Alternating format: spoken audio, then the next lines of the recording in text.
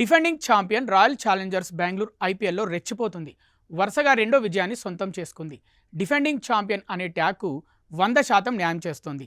తొలి పోరులో sun Risers హైదరాబాద్పై రెచ్చిపోయిన RCB ఆదివారం చెన్నై సూపర్ కింగ్స్కు చుక్కలు చూపించింది.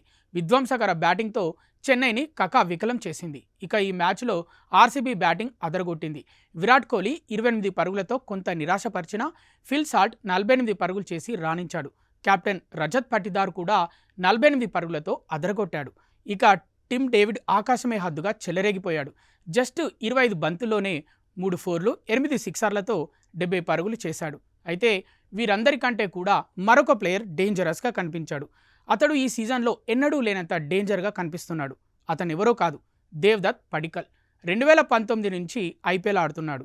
అయితే ఎన్నడూ కూడా ప్రస్తుతం ఆడుతున్నంత అగ్రెసివ్గా మాత్రం చూడలేదు. 2025లో 10 మ్యాచ్ల్లో 247 పరుగులు చేస్తే ఈ సీజన్లో కేవలం 2 మ్యాచ్ల్లోనే 111 పరుగులు చేశాడు. ఆడిన 2 మ్యాచ్ల్లోనూ అర్ధ సెంచరీలు బాదాడు.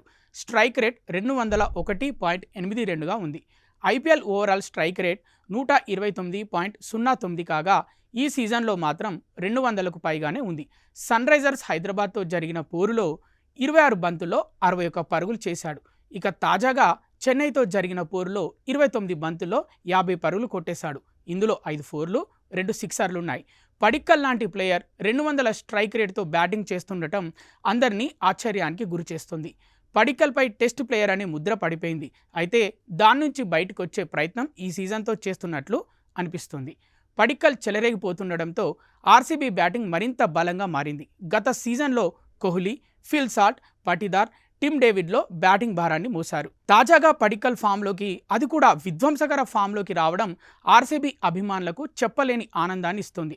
ప్రస్తుతం పడిక్కల్ అవుట్ ఆఫ్ సిలబస్గా వచ్చి బౌలర్లను ఉతికారేస్తున్నాడు. ఇక మ్యాచ్ విషయానికి వస్తే ఆర్సీబీ 20 ఓవర్లలో 3 వికెట్లకు ఏకంగా 250 పరుగులు చేసింది. అనంతరం చెన్నై సూపర్ కింగ్స్ 19.4 ఓవర్లలో 207 పరుగులకు ఆలౌట్ అయింది. సర్ఫరాజ్ ఖాన్ 50 పరుగులతో టాప్ స్కోరర్గా నిలిచాడు.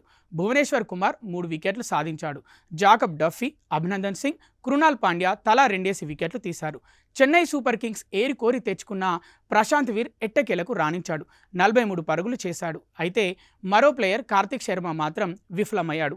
కేవలం 6 పరుగులు మాత్రమే చేశాడు. వీరిద్దరిని సిఎస్కే 28 కోట్ల 40 లక్షల రూపాయలు పెట్టి సొంతం చేసుకుంది. చెరో 14 కోట్ల 20 లక్షల రూపాయలు పెట్టి కొనుగోలు చేసింది.